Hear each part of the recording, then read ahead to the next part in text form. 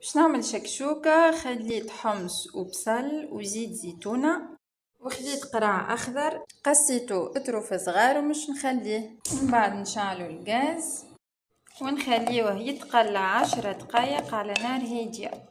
البصل والقرع والحمص اتقليو وتو مش نزيد مغرفة طماطم ومن بعد نزيدو الماء. بالنسبة للفاحات شو نخليو فلفل اكحل وشوية ملح ونحركو كل شيء مع بعضه ونخليوه يطيب. كي قريب يطيب نخليو البطاطا وفلفل محرحر باش تجينا محرحرة وما ننساوش مغرفة نعناع شايح باش تجينا بنينة. باش نعمل معها انداس مقلي في الفرينة.